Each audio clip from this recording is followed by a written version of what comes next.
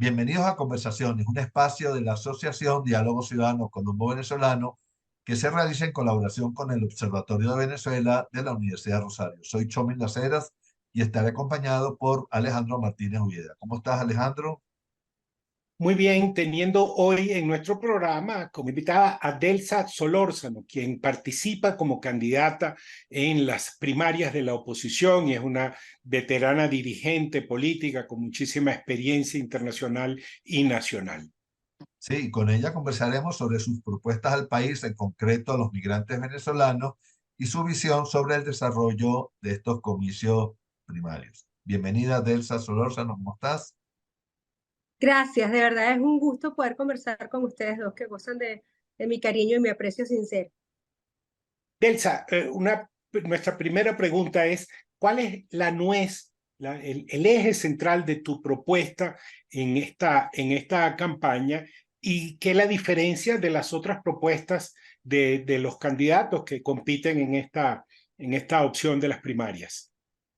Mi programa de gobierno se llama Raíz más Oportunidad y está centrado en generar las condiciones reales para que en efecto esa raíz de los venezolanos, estemos donde estemos, en Colombia, en China, en Ecuador, en Perú, en Europa, esa raíz que nosotros tenemos aquí se case con la oportunidad que nos permita desarrollarnos en Venezuela. Y ello evidentemente implica una que está dirigido no solamente a los migrantes venezolanos, sino que está dirigido a los venezolanos que se quieren ir porque sienten que Venezuela no les genera oportunidades y a los que nos quedamos y decidimos quedarnos para comprender que es posible tener oportunidades aquí. De tal manera que ello también tiene una serie de implicaciones alrededor, ¿no? Y pasa por sustituir la actual economía de puertos por una economía de producción y todo ello está enmarcado en un proceso de transición. Es decir, ahí hay una clara diferencia con el resto de los comandos de campaña y el resto de las propuestas, porque siendo yo experto en transiciones políticas, pues evidentemente soy consciente de que lo que viene para una nación, luego de un proceso de conflicto, de guerra o de dictadura, como es el caso de Venezuela, se llama transición. Y yo voy a ser la presidente de la transición. Eso implica que yo tengo la obligación de dejar las bases bien sólidas, sentadas de ese llamado puente de la transición, para que cuando yo le entregue al próximo presidente pueda seguir avanzando y consolidar la democracia y no tener un derrumbe de ese puente y volver hacia una dictadura como ocurrió en Venezuela en 1958. Delsa, parece haber dos rutas básicas frente a un eventual resultado de las primarias en que resulte triunfador un candidato inhabilitado. Por un lado, proseguir sin cambios, dado que la inhabilitación es ilegal, o buscar mecanismos para generar acuerdos sobre una candidatura alterna. En caso de que los desarrollos de esta situación exijan el llegar a un acuerdo, ¿cuál crees que sería la fecha límite para ello y cuál es tu visión sobre este asunto en particular? A ver, la propia presencia de Maduro en el gobierno es ilegal, es inconstitucional. Desde el año 2018 se sabe que en Venezuela no hay un presidente electo legítimo. Entonces, pretender que sí se puede competir contra Maduro legítimamente, pero las inhabilitaciones sí son ilegales, pero Maduro no, es una contradicción absoluta. Y además no es consistente con la lucha que hemos dado a lo largo de estos años. Siendo que vivimos en dictadura, y que yo tengo que ir a competir con Maduro, aun cuando considero que él no es legítimo, él no está legítimamente electo, esa es la verdad, y consecuentemente todo lo que proviene de allí es igualmente ilegítimo, igual que lo es el Tribunal Supremo de Justicia, que fue designado por una asamblea ilegítima, si reconocemos nada más a la de 2015, o el fiscal general de Maduro, el señor Tarek William Saab, etc. Entonces, es evidente que no hay una institucionalidad en Venezuela y que ello implica hasta confusión en algunos países que tienen esa dicotomía que, bueno, el presidente legítimo no es Maduro, hay una asamblea 2020, pero la legal es la de 2015. Aquí vivimos en una melcocha institucional. Entonces, siendo eso así, pues evidentemente las inhabilitaciones son inconstitucionales, son ilegales, pero son propias de esta dictadura y de otras que buscan cualquier mecanismo para sacar del medio a los opositores. Las inhabilitaciones son inconstitucionales, pero están. Maduro no es presidente, pero está en Miraflores. Entonces, esas cosas hay que tenerlas claras. Pero el problema no está solamente en las inhabilitaciones. El tema está en que, ¿qué pasa si la persona que resulte electa se muere al día siguiente de la elección? ¿Qué pasa? Eso ya ha pasado aquí. Mira, a mí me pasó, Alejandro lo sabe.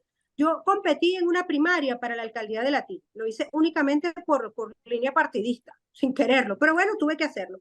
Quien ganó, que me ganó creo que por 40 votos, una diferencia muy pequeña, se murió tristemente a los pocos días de haber sido electo. Se murió.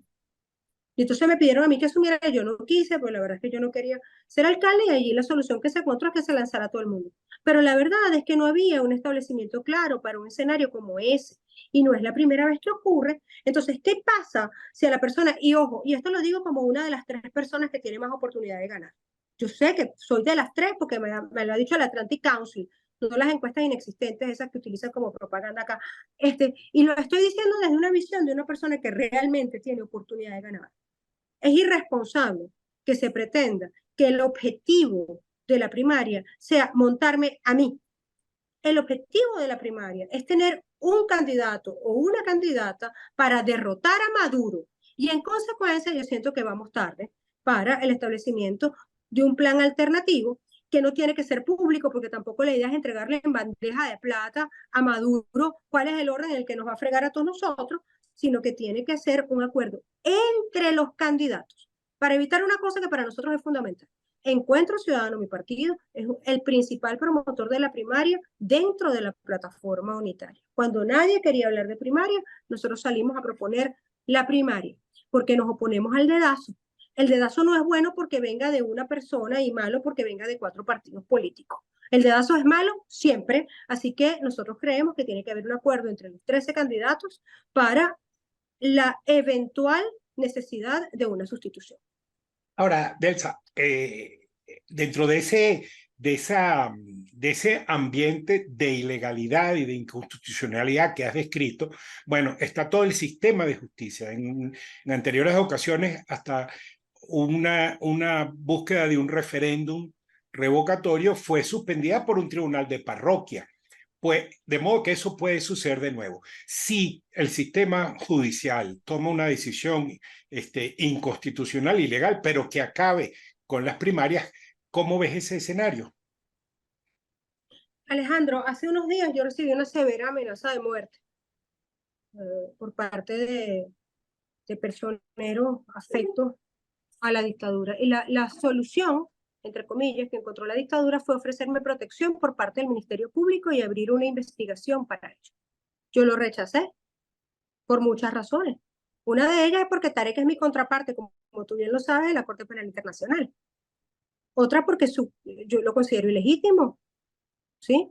Y no voy a hacer. Y 3, porque el fiscal que me asignaron es uno de los esbirros fundamentales del régimen. Es quien tiene preso a Juanqui Requesens, que es un hermano para mí, y a Javier Tarazona, por ejemplo. Es el que investigó la muerte de Neomar Lander y dijo que Neomar se había suicidado con un fuego artificial.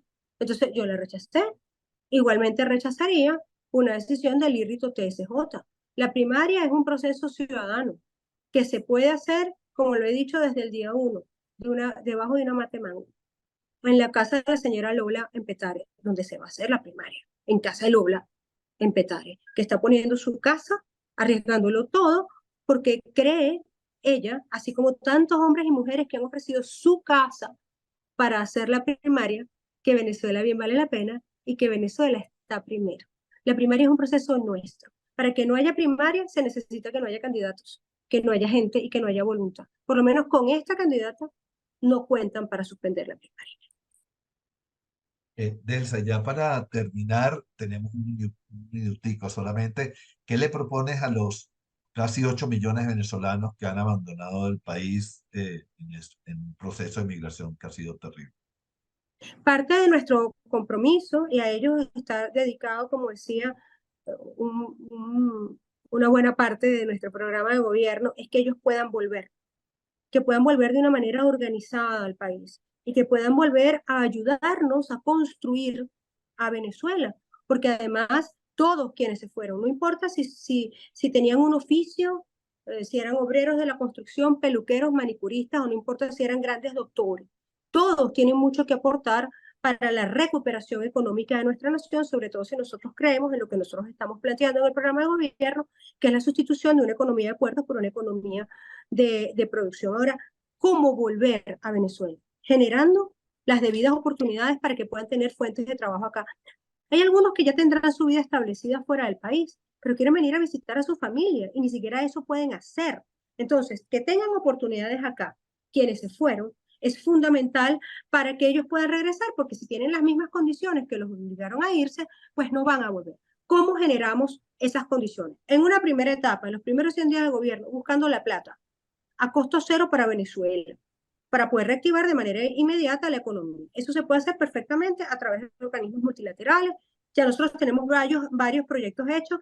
En nuestro equipo del comando de campaña hay gente que viene del BID, hay gente que viene del Banco Mundial, hay gente que viene de la CAF, ya tenemos proyectos, y además yo misma vengo del Parlamento Latinoamericano, donde llevé a cabo 2 proyectos extraordinarios que para los países en los cuales los aplicamos, a mi, República Dominicana en concreto, yo soy una de las responsables del proyecto del Banco Interamericano de Desarrollo y el gobierno de Dominicana que permitió la construcción de, hasta que yo estuve allí, 16 cárceles. Yo sé que el proyecto continuó después, para convertir hoy a República Dominicana en uno de los países que tiene el mejor sistema penitenciario del mundo. Eso lo hicieron los dominicanos con hombres extraordinarios y con apoyo internacional a costo cero para su país. Nosotros tenemos un proyecto similar para Venezuela, así como también tenemos un proyecto similar al que pude ver en Honduras, que era Ciudad Mujer. Eso es costo cero para Venezuela y reactivas inmediatamente la construcción, el empleo, etc. Luego, yo me opongo a que durante la transición se venda PDVSA, porque hay que entender que venimos a un proceso de transición. Después evaluaremos cuál es mi tarea en este momento. Es enamorar a los inversionistas para que puedan traer sus dineros a Venezuela y reactivar una industria que hoy necesita una inversión de 25.000 millones de dólares al año durante 8 años para volver a hacer la PDVSA que había en el 98, siendo la mitad de esa inversión gasto corriente. Pero si yo le digo a los inversionistas, vas a recuperar dinero, no, con que pagate la deuda. Esa es la verdad. Hay una deuda que es legal y hay otra deuda que es ilegal. Y a mí nadie me va a obligar a reconocer una deuda legal. Ahora, soy consciente de que hay una deuda. ¿Cómo te la voy a pagar? Vendiendo PDVSA a precio de chatarra. Mira, vendo PDVSA a precio de chatarra y no es suficiente para pagar la deuda que tenemos. Es una irresponsabilidad. Claro. Si yo reactivo la inversión en PDVSA, y una de las condiciones es que entre el 85 y el 90% de la fuerza laboral que se emplee sea venezolana, eso va a generar una enorme cantidad de empleos directos e indirectos que van a volver a traer venezolanos a Venezuela, con una enorme cantidad de oportunidades. Todo eso es posible hacer. Mi compromiso es generar oportunidades en el país.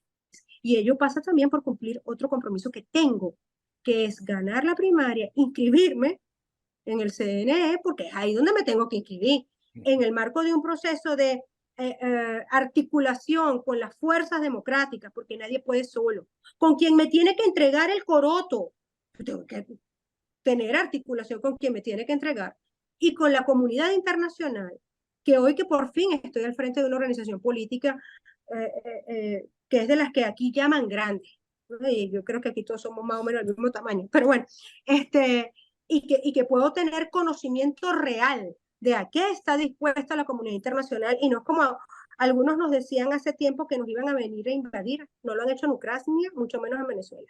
Otros nos decían que había que aplicar el 187.11, como que si las dictaduras cumplieran la Constitución.